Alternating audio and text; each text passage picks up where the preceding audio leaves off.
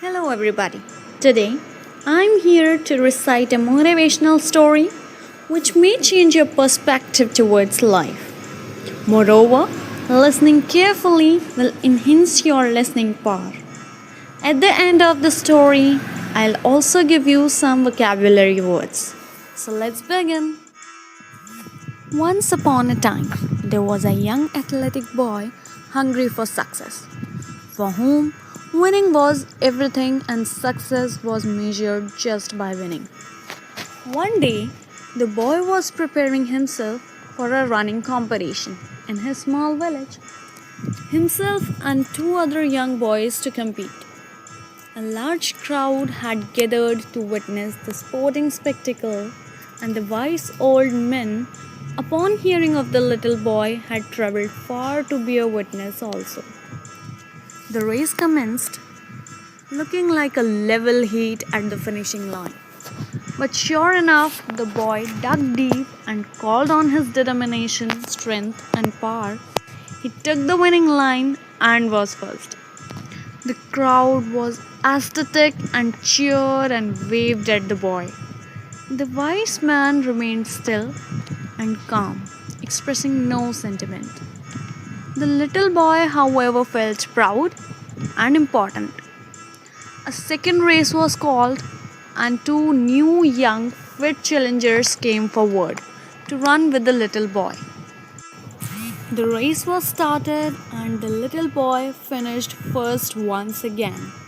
The crowd was ecstatic again and cheered and waved at the boy.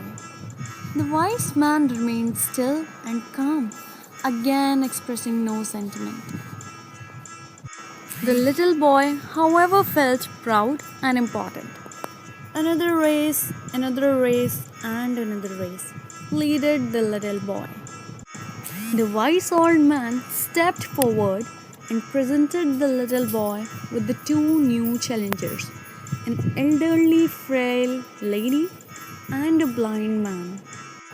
"What is this?" quizzed the little boy. "This is no race," he exclaimed. "Race," said the wise man.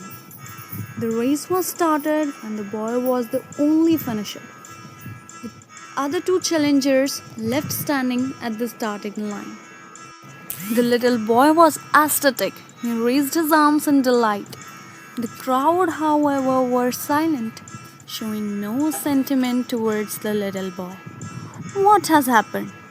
Why not do the people join in my success?" he asked the wise old man. "Race again," replied the wise man. "This time, finish together. All three of you finish together," continued the wise man. The little boy thought a little, stood in the middle of the blind man and the frail old lady, and then took the two challengers by the hand. The race began, and the little boy walked slowly, ever so slowly, to the finishing line and crossed it. The crowd was ecstatic and cheered and waved at the boy. The wise man smiled, gently nodded his head. The little boy felt proud and important. "Old man, I understand not. Who are the crowd cheering for?" "Which one of us three?" asked the little boy.